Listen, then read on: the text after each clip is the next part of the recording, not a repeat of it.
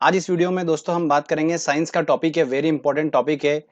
मानव शरीर के तंत्र की बात करेंगे, जिसमें दोस्तों आज हम डिस्कस करेंगे पाचन तंत्र को, डाइजेशन सिस्टम। ये वेरी इंपॉर्टेंट टॉपिक है साइंस का और काफी लोगों ने रिक्वेस्ट करा था, तो फाइनली आज हम इस टॉपिक पर डिस्कस करेंगे। फ्रेंड्स, साथ में एक very important question answer set भी लगाएंगे जो प्रीवियसली इस टॉपिक से क्वेश्चंस पूछे गए हैं। तो काफी अच्छे से मैंने समझाया, इसको डायग्रामेटिकली समझाया, आपको बहुत अच्छे समझ में आएगा और 100% आप अगर इस वीडियो को देखेंगे तो इस टॉपिक से कोई क्वेश्चन आएगा तो आप सॉल्व करके आएंगे एग्जाम में। चलिए फ्रेंड्स, हम वीडियो को स्टार्ट करते हैं। दोस्तों, मानव शरीर के तंत्र में अलग अलग टॉपिक्स आते हैं, जैसे पाचन तंत्र, श्वसन तंत्र, तंत्रिका तंत्र जिसमें मस्तिष्क के बारे में वर्णन है, और रक्त परिसंचरण तंत्र। ये चार जो टॉपिक हैं, ये एक एक करके हमको समझना होंगे, तो हम मानव शरीर के सारे तंत्र को अच्छे समझ जाएंगे। और भी होते हैं बट ये चार इंपॉर्टेंट है जिससे क्वेश्चंस बनते हैं। तो आज के लेक्चर में हम पाचन तंत्र को अच्छे समझ रहे हैं, डाइजेशन सिस्टम को समझ रहे हैं, उसके बाद हम श्वसन तंत्र, तंत्रिका तंत्र और रक्त परिसंचरण तंत्र को समझेंगे। एक एक करके सारे वीडियो भी आने वाले हैं, आप बिल्कुल निश्चिंत हो जाइए। सबसे पहले हम पाचन तंत्र को डिस्कस करते हैं। चलिए दोस्तों मैं आपको सबसे पहले एक इंपॉर्टेंट पॉइंट बता देता हूं।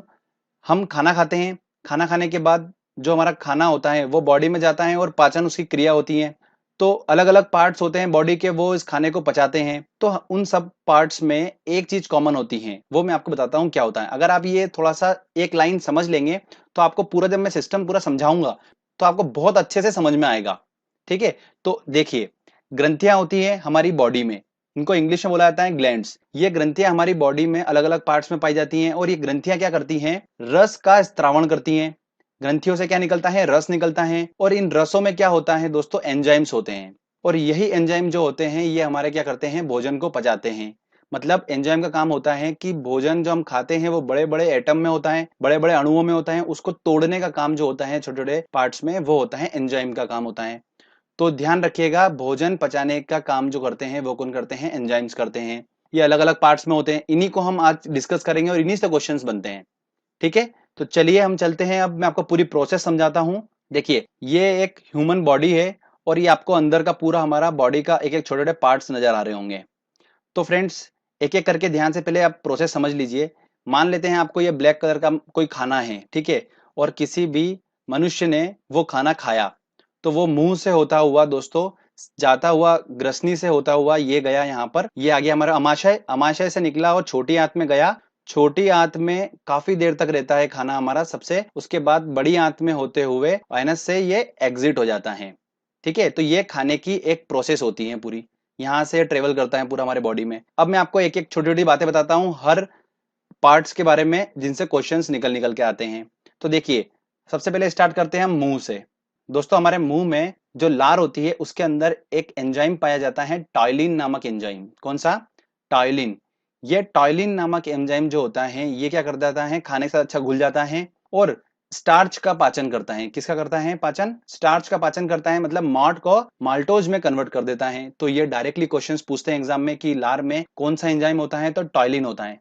तो सबसे पहले स्टार्टिंग की प्रोसेस है, आप ध्यान समझना एक एक करके। उसके बाद जब खाना यहाँ से मुख से होते हुए, ग्रसनी से होते हुए कहाँ जाता है, फिर अमाशय में आता है।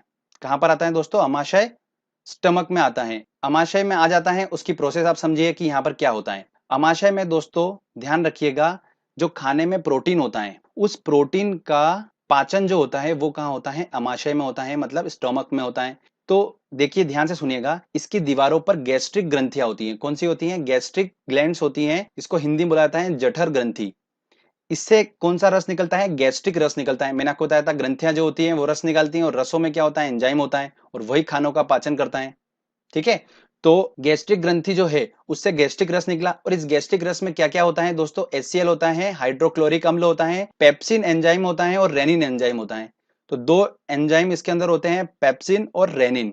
समझ में आया आपको। अब ये पेप्सिन नामक जो एंजाइम होता है इसका बहुत इंपॉर्टेंट रोल रहता है, क्योंकि ये क्या करता है, प्रोटीन को पेप्टॉन्स में कन्वर्ट कर देता है। किस में कन्वर्ट कर देता है, पेप्टॉन्स में कन्वर्ट कर देता है, पेप्सिन नामक एंजाइम। ठीक है, और ये पेप्टॉन्स और कुछ प्रोटीन जो होते हैं फिर ये अमाशय से आगे निकलते हैं। ठीक है, अमाशय से एग्जिट होते हैं और किधर जाते हैं, देखिए दोस्तों, ये आपको ऑरेंज कलर का पार्ट दिख रहा है, ये है छोटी आंत, इसको बोला जाता है स्मॉल इंटेस्टाइन। अमाशय से छोटी आंत में जब खाना जाता है, ऑलमोस्ट अमाशय में यहाँ पर खाना जो होता है उसका पाचन हो जाता है। उसके बाद ये जो जाता है छोटी आंत में, इससे पहले यहाँ पर आकर कुछ रस इससे मिलते हैं, जूस इससे मिलता है। कहाँ पर मिलता है, बिल्कुल छोटी आंत के पॉइंट पर। तो मैं आपको बताता हूँ कौन सा, दो अलग अलग टाइप के जूस होते हैं वो। देखिए, ये आपको दिख रहा है, ये पोर्शन होता है लीवर का, इसको बोला जाता है यकृत। यकृत में दोस्तों क्या होता है, ध्यान रखिएगा, अलग अलग टाइप की कोशिकाएं होती हैं और ये कोशिकाएं जो होती हैं ये स्त्रावित करती हैं पित्त रस। कौन सा? पित्त रस, जिसे बोला जाता है इंग्लिश में बाइल। बॉइल जूस स्त्रावित करती हैं। ध्यान रखिएगा, ये बॉइल जूस जो होता है ये पित्राशय में होता है। कहां पर होता है स्टोर? पित्राशय एक थैली नुमा संरचना आपको दिख रही होगी यकृत के अंदर, लीवर के अंदर, तो वहां पर स्टोर रहता है। और ये जो पित्त रस है ये जाकर मिलता है कहां पर? जो अमाशय से अपना पेप्टोन्स और प्रोटीन आ रहे हैं, खाना आ रहा है, वहां पर जाकर ये पित्त रस उससे मिल जाता है और फास्ट रिएक्शन करता है खाने के साथ में। अब यकृत के बारे में कुछ इंपॉर्टेंट पॉइंट्स देख लो। सबसे बड़ी ग्रंथि होती है शरीर की, कौन सी होती है? यकृत होती है। ये क्वेश्चन डायरेक्टली एग्जाम में पूछे जाए। उसके बाद ध्यान रखिए, पित्त रस का स्त्रावण कौन करता है? यकृत करता है, मैंने आपको बताया ये। यूरिया का निर्माण करने का काम भी यकृत का होता है और इसका मेन रोल होता है कि ये खाने में जो जीवाणु होते हैं, ठीक है, विषैले पदार्थ होते हैं, उसको खत्म करने का काम कौन करता है? यकृत ही करता है, लीवर ही करता है। ठीक है, आपको ये देखो ब्लू कलर की आपको लाइन दिख रही होगी, एक आ रही है अगला पार्ट जो हम डिस्कस करने वाले हैं अग्नाशय से, ये ब्लू कलर की लाइन आ रही है, ठीक है, और एक आ रही है यकृत से, और ये कहां मिल रही है? अमाशय के बिल्कुल एग्जिट पॉइंट पे, और जो हमारा हम स्मॉल इंटेस्टाइन पढ़ने वाले हैं छोटी आंत के स्टार्टिंग पॉइंट पे मिलती है। तो यहां समझ में आ गया आपको, लीवर से जो हमारा जूस आता है वो कौन सा है? पित्त रस है। ठीक है, अब अग्नाशय जिसको बोलते हैं पेनक्रियास, यहां से भी एक अग्नाशय रस आता है जो कि कहाँ मिलता है? मैंने आपको बताया है अमाशय से जो हमारा खाना, पचा हुआ खाना आता है उसके साथ मिलता है। तो अग्नाशय में क्या होता है दोस्तों, ध्यान रखिए, अग्नाशय में बहुत सारी ग्लैंड होती हैं, ठीक है, ग्रंथियां होती हैं, वो अग्नाशय रस को निकालती हैं और अग्नाशय रस स्त्रावित करती हैं। उसके अंदर क्या होता है? ट्रिप्सिन नामक एंजाइम होता है। कौन सा? ट्रिप्सिन, जो कि अमाशय में हमने डिस्कस करा पेप्टॉन्स बन जाता है प्रोटीन का, और उस पेप्टॉन्स को एमिनो अम्ल में कन्वर्ट करने का काम किसका होता है? इस ट्रिप्सिन नामक एंजाइम का होता है। समझ में आया बात को? तो ये अग्नाशय रस जो होता है और पित्त रस, यकृत से पित्त रस आ रहा है और अग्नाशय से कौन सा रस आ रहा है? अग्नाशय रस आ रहा है, और ये आके कहां मिल रहे हैं? अमाशय से जो भोजन छोटी आंत में जा रहा है, आपको देखो एक ब्लू कलर की लाइन दिख रही होगी जो अमाशय के एग्जिट पॉइंट पे मिल रही है, यहाँ पर ये उससे आके फास्ट रिएक्शन करती है, जो हमने खाना खाया उसके साथ में, जो पचा हुआ खाना यहाँ से आता है अमाशय से, उसके साथ में फास्ट रिएक्शन करती है। फास्ट रिएक्शन करने के बाद जो खाना जो होता है कि ऑलमोस्ट पच जाता है खाना यहाँ पर, और इंटर करता है स्मॉल इंटेस्टाइन, मतलब छोटी आंत के अंदर। ठीक है, ये छोटी आंत होती हैं। और ध्यान रखिए दोस्तों एक इंपॉर्टेंट पॉइंट, कि मुंह से लेकर जो एनस तक की जो हमारी आर नली होती है ये लगभग होती है 10 से 12 मीटर की, इतनी लंबी होती है ये। ध्यान रखिए सबसे ज्यादा जो भाग होता है इसका वो होता है छोटी आंत में, इस नली का मतलब खाना जो होता है सबसे लंबे टाइम तक कहाँ रहता है? छोटी आंत में रहता है, स्मॉल इंटेस्टाइन में रहता है। तो ये क्वेश्चंस डायरेक्टली पूछते हैं। अब खाना यहाँ पर आ गया, कहाँ पर? छोटी आंत में। तो यहाँ पर इसकी जो दीवारें होती हैं छोटी आंत की, इसमें बहुत सारे एंजाइम्स होते हैं, और ये क्या करते हैं, यहाँ पर मेनली क्या होता है, जो पचा हुआ खाना आता है उसका अवशोषण यहाँ पर होता है, मतलब उसके अंदर से जल और खनिज लवणों का अवशोषण होता है। कहाँ पर? छोटी आंत के अंदर। उसके बाद जो होता है, मैंने आपको बताया था, यहाँ से खाना कहाँ जाता है? फिर बड़ी आंत में इंटर करता है, और बड़ी आंत से होता हुआ खाना जो होता है दोस्तों, ये बड़ी आंत में इंटर करता है। बड़ी आंत के बाद ये खाना एनएस से एग्जिट हो जाता है। ठीक है, बचा हुआ जो वेस्टेज होता है वो सारा एनएस से एग्जिट हो जाता है। तो ये एक पूरी प्रोसेस है, आपको समझ में आया होगा अच्छे से। अब क्वेश्चन कैसे बनते हैं, देखिए क्वेश्चन ये बनते हैं कि लार में कौन सा एंजाइम होता है, तो टॉयलिन एंजाइम होता है। बहुत छोटे छोटे क्वेश्चन बनते हैं। हाइड्रोक्लोरिक अम्ल जो होता है वो कहाँ पर पाया जाता है, तो वो अमाशय में पाया जाता है, स्टमक में। ये क्वेश्चंस बनते हैं। पेप्सिन जो होता है वो प्रोटीन को काय में कन्वर्ट करता है? पेप्टॉन्स में।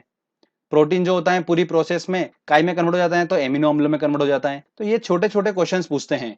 ये हमको सिस्टम आपको बहुत आसानी से समझ में आया होगा, मैंने छोटे छोटे पार्ट्स को बताया और इंपॉर्टेंट पॉइंट बताए। बहुत सारा है पढ़ने को, बट हमको वो पॉइंट पढ़ना है जिससे क्वेश्चंस बनने के चांसेस बहुत ज्यादा होते हैं। ठीक है दोस्तों, तो ये आपको पूरा सिस्टम समझ में आ चुका है। अब दोस्तों एक पॉइंट ध्यान से सुनिए, हमने ये जरूर पढ़ लिया कि सबसे बड़ी ग्रंथि यकृत होती है, तो हमारी बॉडी में सबसे छोटी ग्रंथि कौन सी होती है वो भी हम पढ़ लेते हैं, एक छोटा सा पॉइंट है। तो वो ग्रंथि होती है दोस्तों पिट्यूटरी ग्रंथि, जो होती हैं वो सबसे छोटी होती हैं और ये मस्तिष्क में स्थित होती है। तो इससे भी क्वेश्चंस बनते हैं। ठीक है, वेरी इंपॉर्टेंट पॉइंट है, दोनों आपको समझ में आ गया, बड़ी ग्रंथि छोटी ग्रंथि, है ना। तो चलिए अब ये आपको प्रोसेस पूरा समझ में आ चुका है। अब मैं आपको लगाता हूं दोस्तों क्वेश्चन आंसर टेस्ट, और कितनी आसानी से आप क्वेश्चन सॉल्व कर लेंगे देख लेना। आप एक बार अच्छे से लेक्चर को समझ लीजिए, अच्छे से नोट्स बना लिएगा, पहले एक बार आराम से समझ लीजिए, उसका नोट्स बना लेना और क्वेश्चन आंसर टेस्ट लगाइए, देखते हैं कितने क्वेश्चन सॉल्व करते हैं हम। पहला क्वेश्चन है दोस्तों हमारा, मानव शरीर में पाचन का अधिकांश भाग किस अंग में संपन्न होता है? देखिए मैंने आपको बताया था कि पाचन का जो सबसे अधिकतम भाग होता है वो कहां पर होता है? छोटी आंत में होता है। जो आर नली होती है सबसे लंबी कहां पर होती है? छोटी आंत में उसका पार्ट होता है। तो खाना जो अधिकांश भाग पाचन का जो होता है वो कहां पर होता है? छोटी आंत में। तो सी आंसर होगा। पाचन तंत्र का हिस्सा नहीं है। कौन सा पार्ट पाचन तंत्र का हिस्सा नहीं? देखिए यकृत है, पित्राशय बिल्कुल है और आंत बिल्कुल है, बट कार्निया नहीं है। तो इसका आंसर लगेगा सी आंसर। अधिकतम पोषक तत्व रक्त में कहां से अवशोषित किए जाते हैं? देखिए अवशोषण करती है छोटी आंत, तो इसका आंसर लगेगा सी आंसर। आगे और क्वेश्चन देखते हैं। अगला क्वेश्चन आता है दोस्तों, लार में कौन सा एंजाइम होता है? देखिए लार में मैंने आपको बताया था टॉयलिन नामक एंजाइम होता है, और मैंने आपको बताया था ये स्टार्च का पाचन करता है। ठीक है, मुंह के अंदर क्या होता है? स्टार्च का पाचन होता है। तो इसका आंसर लगेगा बी आंसर। पेट में भोजन पचाने के लिए निम्नलिखित में से किसकी खास आवश्यकता होती है? देखिए हवा, पानी, एंजाइम, खनिज। तो आंसर लगेगा इसका सी आंसर, एंजाइम की आवश्यकता होती है। लार किसके पाचन में सहायक होती है? देखिए प्रोटीन, स्टार्च, वसा और फाइबर। तो स्टार्च का पाचन में लार सहायक होती हैं। इंपॉर्टेंट क्वेश्चन है बहुत, तो इसका आंसर होगा बी आंसर। चलिए आगे और क्वेश्चन देखते हैं हम। मानव के अमाशय में एक्स अम्ल उत्पन्न होता है जो भोजन के पाचन में सहायक होता है। तो ये एक्स है, कौन सा अम्ल यहाँ पर उत्पन्न होता है? एसिटिक अम्ल, मेथेनोइक अम्ल, हाइड्रोक्लोरिक अम्ल, HCl या सिट्रिक अम्ल। तो मैंने आपको बताया था दो एंजाइम होते हैं यहाँ पर। कौन कौन से होते हैं दो एंजाइम? पेप्सिन और रेनिन, प्लस साथ में HCl भी होता है, गैस्ट्रिक रस से निकलता है ये। तो गैस्ट्रिक रस में होता है ये। तो इसका आंसर क्या लगेगा? C answer, HCl। अगला क्वेश्चन है, पचे हुए भोजन में विषैले पदार्थ कौन सा अंग चूषण करता है? तो वो करता है यकृत। मैंने आपको बताया जीवाणुओं का खत्म करता है, किसका काम होता है? यकृत का। अगला क्वेश्चन है, पेप्सिन एक है, पेप्सिन एक क्या है? हार्मोन, विटामिन, खनिज या एंजाइम? तो एंजाइम है। इसका आंसर लगेगा डी आंसर। चलिए आगे और क्वेश्चन देखते हैं। पाचन क्रिया में प्रोटीन निम्नलिखित में से किस पदार्थ में बदल जाते हैं? तो प्रोटीन काय में चेंज हो जाता है, वसा, ग्लूकोज, शर्करा, एमिनो अम्ल। तो एमिनो अम्ल में चेंज हो जाता है। वेरी इंपॉर्टेंट क्वेश्चन है दोस्तों, ध्यान रखिएगा। पित्त निम्न में से किसके द्वारा पैदा किया जाता है? देखिए पित्त जो होता है वो यकृत की कोशिकाओं से स्रावित होता है। तो इसका आंसर क्या लगेगा? ए आंसर लगेगा इसका। और ये स्टोर्ड होता है पित्ताशय में। अगला क्वेश्चन है, पित्त जो होता है वो कहाँ जमा होता है? देखिए वही क्वेश्चन आ गया। पित्त जो जमा होता है वो कहाँ पे? पित्ताशय में जमा होता है, गल ब्लेडर में जमा होता है। तो इसका आंसर लगेगा ए आंसर। ठीक है फ्रेंड्स, तो इस तरीके के ये मैंने आपको क्वेश्चंस कराए हैं। काफी क्वेश्चंस और हैं और पूछे जाते हैं, बहुत सारे क्वेश्चन है, पर आपका ये जो टॉपिक मैंने आपको समझाया है इससे आउट क्वेश्चन नहीं जाएगा। अगर पाचन तंत्र से क्वेश्चन आता है तो ऑलमोस्ट हमने बहुत अच्छा टॉपिक कवर करा है। प्रैक्टिस करिए दोस्तों, टेस्ट लगाइए, मेहनत करिए, सफलता जरूर मिलेगी। अगर आपको ये वीडियो अच्छा लगा है तो जल्दी से इस वीडियो को लाइक करिए, दोस्तों के साथ शेयर करिए और कमेंट करके बताइए आपको वीडियो कैसा लगा। अगर आपने अभी तक चैनल को सब्सक्राइब नहीं करा है तो जल्दी से प्लीज चैनल को सब्सक्राइब कर लीजिए, क्योंकि इस तरीके के अच्छे अच्छे वीडियो मैं आपके लिए लेकर आता रहूंगा। मिलते हैं दोस्तों अगले लेक्चर में, तब तक के लिए जय हिंद, जय भारत।